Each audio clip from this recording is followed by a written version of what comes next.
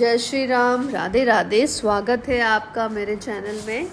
आशा करती हूँ आप सभी स्वस्थ होंगे। तो कल हमने 11वां सर्ग पूरा कर लिया था। आज हम 12वां सर्ग प्रारंभ करने जा रहे हैं। 12वें सर्ग में आप महाराज दशरथ की चिंता, विलाप, कैकेयी को फटकारना, समझाना और उससे वैसा वर न मांगने के लिए अनुरोध करने का वर्णन किया गया है। तो सुनिए आज का सर्ग। कैकेयी का यह कठोर वचन सुनकर महाराज दशरथ को बड़ी चिंता हुई। वे एक मुहूर्त तक अत्यंत संताप करते रहे। उन्होंने सोचा क्या दिन में ही यह मुझे स्वप्न दिखाई दे रहा है अथवा मेरे चित्त का मोह है, या किसी भूत के आवेश से चित्त में विकलता आ गई है, या आदि व्याधि के कारण ये कोई मन का ही उपद्रव है। यही सोचते हुए उन्हें अपने भ्रम के कारण का पता नहीं लगा। उस समय राजा को मूर्छित कर देने वाला महान दुख प्राप्त हुआ। तत्पश्चात होश में आने पर कैकेयी की बात को याद करके उन्हें पुनः संताप होने लगा। जैसे किसी बाघिन को देखकर मृग व्यथित हो जाता है, उसी प्रकार वे नरेश कैकेयी को देखकर पीड़ित एवं व्याकुल हो उठे। बिस्तर रहित खाली भूमि पर बैठे हुए राजा लंबी सांस खींचने लगे, मानो कोई महाविशेला सर्प किसी मंडल में मंत्रों द्वारा अवरुद्ध हो गया हो। राजा दशरथ रोष में भरकर अहो धिक्कार है यह कहकर पुनः मूर्छित हो गए। शोक के कारण उनकी चेतना लुप्त सी हो गई। बहुत देर के बाद जब उन्हें फिर से चेत हुआ, तब वे नरेश अत्यंत दुखी होकर कैकेयी को अपने तेज से दग्ध सी करते हुए क्रोध पूर्वक उससे बोले, दयाहीन दुराचारिणी कैकेयी, तो इस कुल का विनाश करने वाली डाइन है, पापिनी। बता, मैंने अथवा श्री राम ने तेरा क्या बिगाड़ा है? श्री रामचंद्र तो तेरे साथ सदा सगी माता का सा बर्ताव करते आए हैं, फिर तू किस लिए उनका इस तरह अनिष्ट करने पर उतारू हो गई है? मालूम होता है मैंने अपने विनाश के लिए ही तुझे अपने घर में लाकर रखा था। मैं नहीं जानता था कि तू राजकन्या के रूप में तीखे विष वाली नागिन है। जब सारा जीव जगत श्री राम के गुणों की प्रशंसा करता है, तब मैं किस अपराध के कारण अपने उस प्यारे पुत्र को त्याग दूं? मैं कौशल्या और सुमित्रा को भी छोड़ सकता हूँ, राज लक्ष्मी का भी परित्याग कर सकता हूँ, परंतु अपने प्राण स्वरूप पितृ भक्त श्री राम को नहीं छोड़ सकता। अपने ज्येष्ठ पुत्र श्री राम को देखते ही मेरे हृदय में परम प्रेम उमड़ आता है, परंतु जब मैं श्री राम को नहीं देखता तब मेरी चेतना नष्ट होने लगती है। संभव है सूर्य के बिना यह संसार टिक सके अथवा पानी के बिना खेती उपज सके, परंतु श्री राम के बिना मेरे शरीर में प्राण नहीं रह सकते। अतः ऐसा वर मांगने से कोई लाभ नहीं। पाप पूर्ण निश्चय वाली कैकेयी, तो इस निश्चय अथवा दुराग्रह को त्याग दे। यह लो, मैं तेरे पैरों पर अपना मस्तक रखता हूँ, मुझ पर प्रसन्न हो जा। पापिनी, तूने ऐसे परम क्रूरतापूर्ण बात किस लिए सोची है?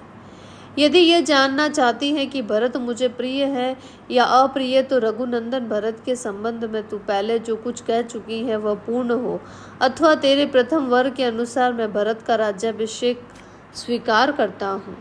तू पहले कहा करती थी कि श्री राम मेरे बड़े बेटे हैं, वे धर्माचरण में भी सबसे बड़े हैं, परंतु अब मालूम हुआ है कि तू ऊपर ऊपर से चिकनी चुपड़ी बातें किया करती थी, और वह बात तूने श्री राम से अपने सेवा कराने के लिए ही की होगी। आज श्री राम के अभिषेक की बात सुनकर तू शोक से संतप्त हो उठी और मुझे भी बहुत संताप दे रही है।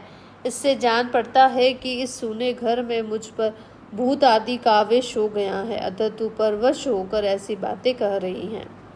देवी, न्यायशील इक्ष्वाकु वंश में यह बड़ा भारी अन्याय आकर उपस्थित हुआ है, जहाँ तेरी बुद्धि इस प्रकार से विकृत हो गई है।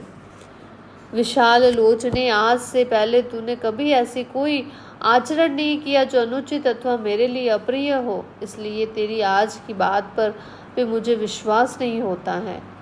तेरे लिए तो श्री राम भी महात्मा भरत के ही तुल्य है।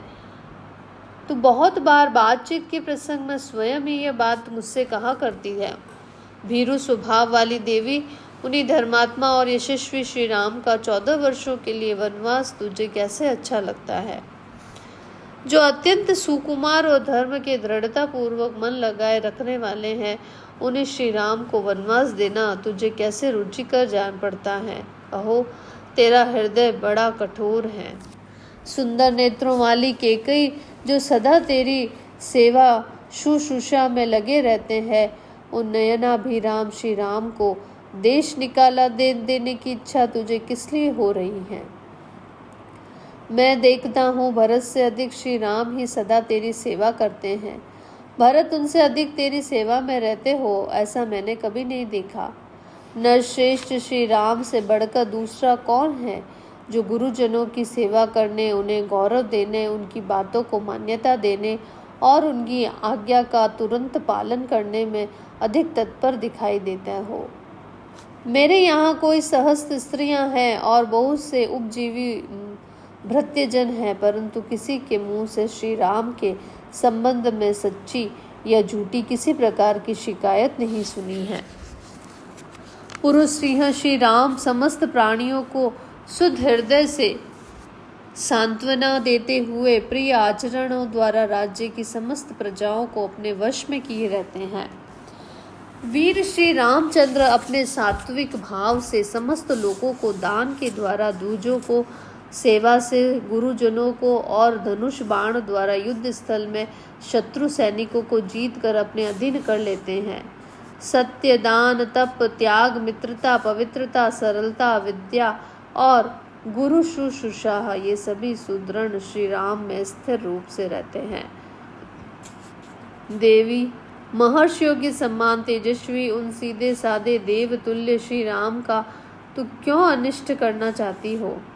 श्री राम सब लोगों से प्रिय बोलते हैं, उन्होंने कभी किसी को अप्रिय वचन नहीं कहा है, ऐसा मुझे याद नहीं पड़ता है। ऐसे सर्वप्रिय राम से मैं तेरे लिए अप्रिय बात कैसे कहूँगा, जिनमें समा, तप, त्याग, सत्य, धर्म, कृतज्ञता और समस्त जीवों के प्रति दया भरी हुई है। उन श्री राम के बिना मेरी क्या गति होगी। केकई, मैं बूढ़ा हूँ, मौत के किनारे बैठा हूँ, मेरी अवस्था सोचनी हो रही है और मैं दीन भाव से तेरे सामने गिड़गिड़ा रहा हूँ। तुझे मुझ पर दया करनी चाहिए। समुद्र पर्यंत पृथ्वी पर जो कुछ मिल सकता है वह सब मैं तुझे दे दूंगा, परंतु तू ऐसे दुराग्रह में न पड़ जो मुझे मौत के मुंह में ढकेलने वाला हो। केकई नंदिनी, मैं हाथ जोड़ता हूँ और तेरे पैरों में पड़ता हूँ, तो श्री राम को शरण दे, जिससे यहाँ मुझे पाप न लगे। महाराज दशरथ इस प्रकार दुख से संतप्त होकर विलाप कर रहे थे। उनकी चेतना बार बार लुप्त हो रही थी, उनके मस्तिष्क में चक्कर आ रहा था और वे शोक मग्न हो तथा उस शोक सागर से शीघ्र पार होने के लिए बार बार अनुनय विनय कर रहे थे। तो भी केकई का हृदय नहीं पिघला। वह और भी भीषण रूप धारण करके अत्यंत कठोर वाणी में उन्हें इस प्रकार उत्तर देने लगी। राजन, यदि 2 वरदान देकर आप फिर उसके लिए पश्चाताप करते हैं तो वीर नरेश्वर, इस भूमंडल में आप अपनी धार्मिकता का ढिंगोरा कैसे पीट सकते हैं।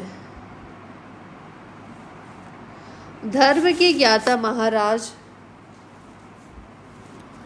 जब बहुत से राजर्षि एकत्र होकर आपके साथ मुझे दिए हुए वरदान के विषय में बातचीत करेंगे, उस समय वहां आप उन्हें क्या उत्तर देंगे। यदि कहेंगे न कि जिससे प्रसाद में मैं जीवित हूँ, जिसने मेरी रक्षा की है, उसी केकई को वर देने के लिए की हुई प्रतिज्ञा मैंने झूठी कर दी है। महाराज, आज ही वरदान देकर यदि आप फिर उससे विपरीत बात कहेंगे तो अपने कुल के राजाओं के माथे कलंक का टीका लगाएंगे। राजा सेब्य ने बाज और कबूतर के झगड़े में प्राण बचाने की प्रतिज्ञा को पूर्ण करने के लिए बाज नामक पक्षी को अपने शरीर का मांस काट कर दे दिया था। उसी तरह राजा अलर्क ने अपने दोनों नेत्रों का दान करके परम उत्तम गति प्राप्त की थी। समुद्र ने अपने नियत सीमा को न लागने की प्रतिज्ञा की थी, सो अब तक वह उसका उल्लंघन नहीं करता है। आप ही पूर्ववर्ती महापुरुषों के वर्ताव को सदा ध्यान में रखकर अपनी प्रतिज्ञा झूठी न करें। दुर्बुद्धि नरेश, आप तो धर्म को तिलांजलि देकर श्री राम को राज्य पर अभिषिक्त करके रानी कौशल्या के साथ सदा मोह जुड़ाना चाहते हैं। अब धर्म हो या अधर्म, झूठ हो या सच, जिस बात के लिए आपने मुझे प्रतिज्ञा कर ली है उसमें कोई परिवर्तन नहीं हो सकता। यदि श्री राम का राज्याभिषेक होगा, मैं आपके सामने आपके देखते देखते आज ही बहुत सा विष पीकर मर जाऊंगी। यदि मैं एक दिन भी राम माता कौशल्या को राजमाता होने के नाते दूसरे लोगों से अपने को हाथ जुड़वाते देख लूंगी तो उस समय मैं अपने लिए मर जाना ही अच्छा समझूंगी। नरेश्वर, मैं आपके सामने अपनी और भरत की शपथ खाकर कहती हूँ कि श्री राम को इस देश से निकाल देने के सिवा दूसरे किसी वर से मुझे संतोष नहीं होगा। इतना कहकर कैकेयी चुप हो गई। राजा बहुत रोए, गिड़गिड़ाए, किंतु उसने उनकी किसी भी बात का जवाब नहीं दिया। श्री राम का वनवास हो और भारत का राज्याभिषेक, कैकेयी के मुख से यह परम अमंगलकारी वचन सुनकर राजा की सारी इंद्रियां व्याकुल हो उठी। वे एक मुहूर्त तक कैकेयी से कुछ न बोले। उस अप्रिय वचन बोलने वाली प्यारी रानी की ओर केवल एकटक दृष्टि से देखते रहे। मन को अप्रिय लगने वाली कैकेयी की वह वज्र के समान कठोर तथा दुख शोकमयी वाणी सुनकर राजा को बड़ा दुख हुआ। उनकी सुख शांति छिन गई। देवी कैकेयी के उस घोर निश्चय और किए हुए शपथ की ओर ध्यान जाते ही वे हा राम कहकर लंबी सांस खींचते हुए कटे वृक्ष की भांति गिर पड़े। उनकी चेतना लुप्त सी हो गई। वे उन्मादग्रस्त से प्रतीत होने लगे। उनकी प्रकृति विपरीत सी हो गई। वे रोगी से जान पड़ते थे। इस प्रकार भूपाल नरेश मंत्र से जिसका तेज हर लिया गया हो, उस सर्प के समान निश्चेष्ट हो गए। तदंतर उन्होंने दीन और आतुर वाणी में कैकेयी से इस प्रकार कहा, अरे तुझे अनर्थ ही अर्थ सा प्रतीत हो रहा है जिसने तुझे इसका उपदेश दिया है। जान पड़ता है तेरा चित्त किसी भूत के आवेश से दूषित हो गया है। पिशाच ग्रस्त नारी की भांति मेरे सामने ऐसी बातें कहती हुई तू लज्जित क्यों नहीं होती? तुझे पहले इस बात का पता नहीं था कि तेरा यह कुलांगनोचित शील इस तरह नष्ट हो गया है। बालावस्था में जो तेरा शील था उसे इस समय में विपरीत सा देख रहा हूँ। तुझे किस बात का भय हो गया है जो इस तरह का वर मांगती हो? भरत राज्य सिंहासन पर बैठे और श्री राम वन में रहे, यही तू मांग रही है। यह बड़ा असत्य तथा ओछा विचार है। तू अब भी इसे विरत हो जा। क्रूर स्वभाव और पाप पूर्ण विचार वाली नीच दुराचारिणी, यदि अपने पति का, सारे जगत का और भरत का भी प्रिय करना चाहती है तो इस दूषित संकल्प को त्याग दो। तू मुझ में या श्री राम में कौन सा दुखदायक या अप्रिय वर्ताव देख रही है? श्री राम के बिना भरत किसी तरह राज्य लेना स्वीकार नहीं करेंगे, क्योंकि मेरी समझ में धर्म पालन की दृष्टि से भरत श्री राम से भी बड़े चढ़े हैं। श्री राम से यह कह देने पर भी तू वन को जाओ। जब उनके मुख की कांति राहुग्रस्त चंद्रमा की भांति फीकी पड़ जाएगी, उस समय मैं कैसे उनके उस उदास मुख की ओर देख सकूंगा? मैंने श्री राम के अभिषेक का निश्चय सुहृदयों के साथ विचार करके किया है। मेरी यह बुद्धि शुभ कर्म में प्रवृत्त हुई है। अब मैं इस शत्रुओं द्वारा पराजित हुई सेना की भांति पलटी हुई कैसे देखूंगा? नाना दिशाओं से आए हुए राजा लोग मुझे लक्ष्य करके खेद पूर्व कहेंगे कि इस मूढ़ इक्ष्वाकु वंशी राजा ने कैसे दीर्घ काल तक इस राज्य का पालन किया है। जब बहुत से बहुश्रुत गुणवान एवं वृद्ध पुरुष आकर मुझसे पूछेंगे कि श्री राम कहाँ है, तब मैं उनसे कैसे यह कहूँगा कि कैकेयी के दबाव देने पर मैंने उनके बेटे को घर से निकाल दिया। यदि कहूँ कि श्री राम को वनवास देकर मैंने सत्य का पालन किया, तो इसके पहले जो उन्हें राज्य देने की बात कह चुका हूँ वह असत्य हो जाएगी।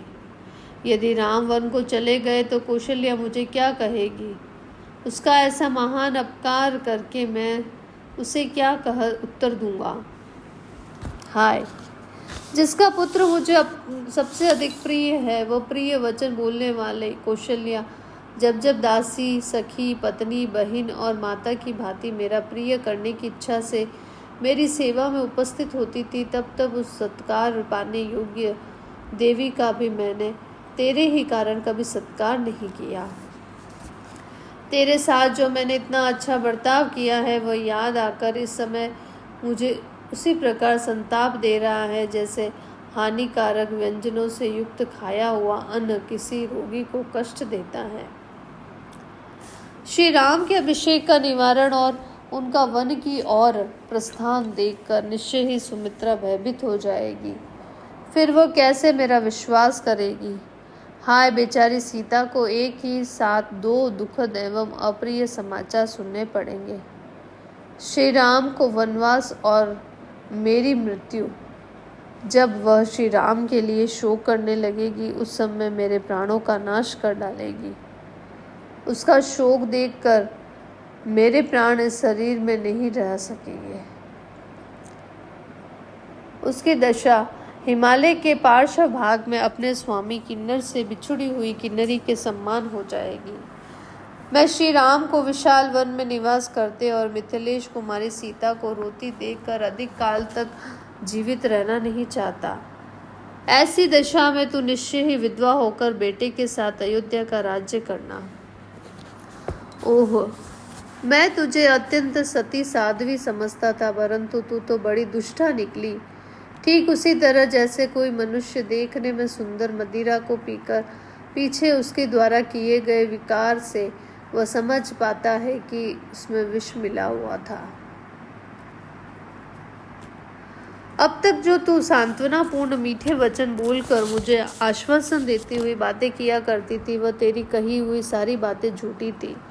जैसे व्याध्य हिरण को मधुर संगीत से आकृष्ट करके उसे मार डालता है, उसी प्रकार तू भी पहले मुझे लुभाकर अब मेरे प्राण ले रही है। श्रेष्ठ पुरुष निश्चय ही मुझे नीच और एक नारी के मोह में पड़कर बेटे को बेच देने वाले कहकर शराबी ब्राह्मण की भांति मेरी राह बाट और गली कुचों में निंदा करेंगे। अहो, कितना दुख है, कितना कष्ट है, जहाँ मुझे तेरी ये बातें सहन करनी पड़ती हैं, मानो यह मेरे पूर्व जन्म के किए हुए पाप का ही अशुभ फल है जो मुझ पर ऐसा महान दुख का आ पड़ा है। पापिनी, मुझ पापी ने बहुत दिनों से तेरी रक्षा की है और अज्ञानवश तुझे गले लगाया, किंतु तू आज से मेरे गले में पड़ी हुई फांसी की रस्सी बन गई है। जैसे बालक एकांत में खेलता खेलता काले नाग को हाथ में पकड़ ले, उसी प्रकार मैंने एकांत में तेरे साथ क्रीड़ा करते हुए तेरा आलिंगन किया है, परंतु उस समय मुझे यह न सूझा कि तू ही एक दिन मेरे मृत्यु का कारण बनेगी। हाय, मुझ दुरात्मा ने जीते जी अपने दुरात्मा पुत्र को पितृहीन बना दिया। मुझे ये सारा संसार निश्चय ही धिक्कारेगा, गालियां देगा, जो उचित ही होगा। लोग मेरी निंदा करते हुए कहेंगे कि राजा दशरथ बड़ा ही मूर्ख और कामी है, जो एक स्त्री को संतुष्ट करने के लिए अपने प्यारे पुत्र को वन में भेज रहा है।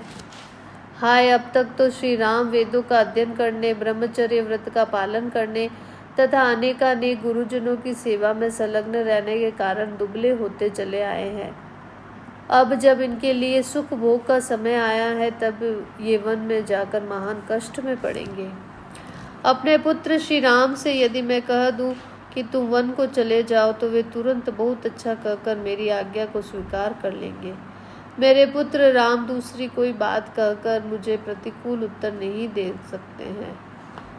यदि मेरे वन जाने की आज्ञा देने पर भी श्री रामचंद्र जी उनके विपरीत करते हैं, वन में नहीं जाते हैं, तो वही मेरे लिए प्रिय कार्य होगा, किंतु मेरा बेटा ऐसा नहीं कर सकता। यदि रघुनंदन राम वन को चले गए, तो सब लोगों के धिक्कार पात्र बने हुए मुझ अक्षम्य अपराधी को मृत्यु अवश्य यमलोक में पहुंचा देगी। यदि नरश्रेष्ठ श्री राम के वन में चले जाने पर मेरी मृत्यु हो गई तो शेष जो मेरे प्रियजन यहाँ रहेंगे उन पर तू कौन सा अत्याचार करोगी। देवी कौशल्या को यदि तू मुझसे श्री राम से तथा शेष दोनों पुत्र लक्ष्मण और शत्रुघ्न से बिछो हो जाएगा तो वह इतने बड़े दुख को सहन नहीं कर सकेगी, अतः मेरे ही पीछे वह भी परलोक सिधार जाएगी। केकई इस प्रकार कौशल्या को, सुमित्रा को और तीनों पुत्रों के साथ मुझे भी नरक तुल्य महान शोक में डालकर तुम स्वयं सुखी होना चाहती हो। अनेकानेक गुणों से सत्कृत, शाश्वत तथा शोभ रहित यह इक्ष्वाकु कुल जब मुझसे और श्री राम से परित्यक्त होकर शोक से व्याकुल हो जाएगा, तब उस अवस्था में तू इसका पालन करेगी।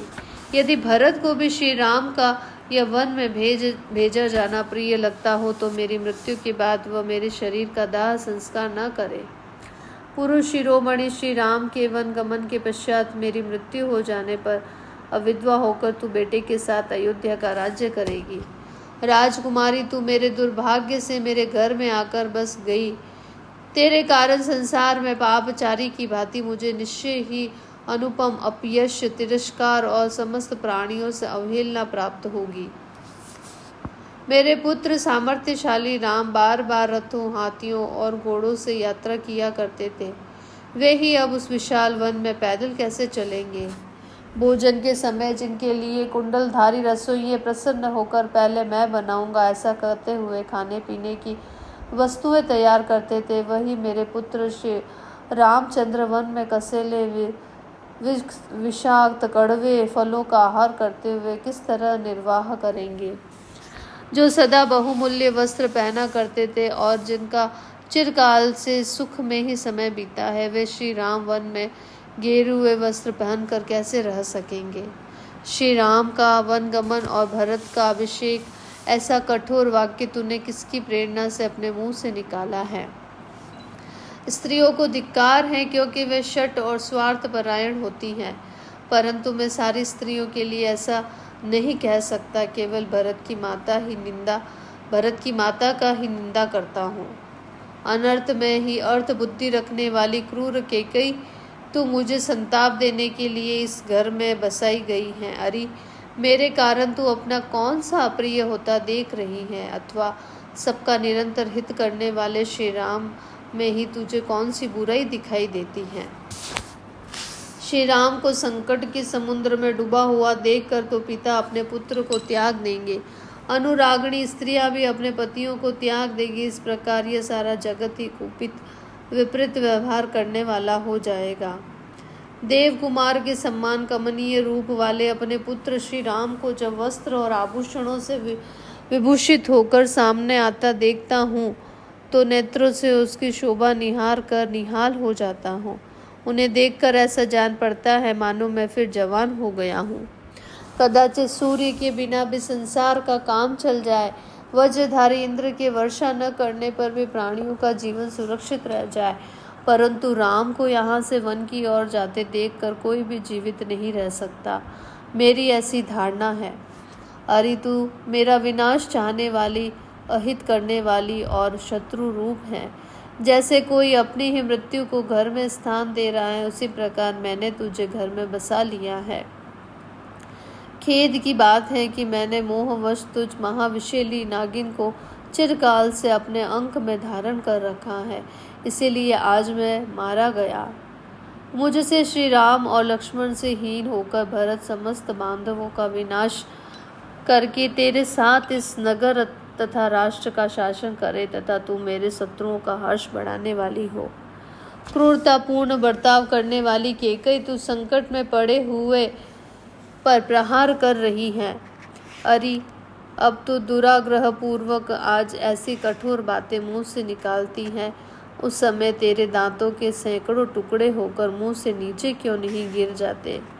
श्री राम कभी किसी से कोई अहितकारक या अप्रिय वचन नहीं करते हैं, वे कटु वचन बोलना जानते ही नहीं हैं। उनका अपने गुणों के कारण सदा सर्वदा सम्मान होता है। उन्हीं मनोहर वचन बोलने वाले श्री राम तू दोष कैसे बता रही है, क्योंकि वनवास उसी को दिया जाता है जिसमें बहुत से दोष सिद्ध हो चुके हो।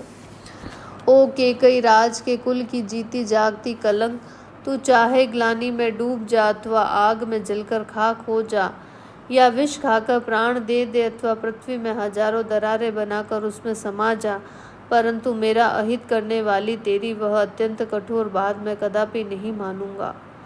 तू छुरे के समान घात करने वाली बातें तो मीठी मीठी करती हैं, परंतु वे सदा झूठी और सद्भावना से रहित होती हैं। तेरे हृदय का भाव अत्यंत दूषित है, अथवा तू अपने कुल का ही नाश करने वाली है। इतना ही नहीं, तू प्राणों से सहित मेरे हृदय को भी जलाकर भस्म कर डालना चाहती है, इसीलिए मेरे मन को नहीं भाती है। तुझ पापिनी का जीवित रहना मैं नहीं सह सकता। देवी, अपने बेटे श्री राम के बिना मेरा जीवन नहीं रह सकता, फिर कहाँ से सुख हो सकता है। आत्मज्ञ पुरुषों को भी अपने पुत्र से विच्छोह हो जाने पर कैसे चैन मिल सकता है। अतः तू मेरे अहित न कर, मैं तेरे पैर छूता हूँ, तू मुझ पर प्रसन्न हो जा। इस प्रकार महाराज दशरथ मर्यादा का उल्लंघन करने वाली उस हठीली स्त्री के वश में पड़कर अनाथ की भांति विलाप कर रहे थे। वे देवी कैकेयी के फैलाए हुए दोनों चरणों को छूना चाहते थे, परंतु उन्हें न पाकर बीच में मूर्छित होकर गिर पड़े। ठीक उसी तरह जैसे कोई रोगी किसी वस्तु को छूना चाहता है, किंतु दुर्बलता के कारण वहां तक न पहुंचकर बीच में ही अचेत होकर गिर जाता है। इस प्रकार श्री वाल्मीकि निर्मित आर्ष रामायण आदि काव्य का अयोध्या कांड का 12वां सर्ग जो है वो पूरा होता है। कल हम 13वां सर्ग प्रारंभ करेंगे। आपका दिन मंगलमय हो। चैनल को लाइक, सब्सक्राइब और ज़्यादा से ज़्यादा शेयर करें। धन्यवाद।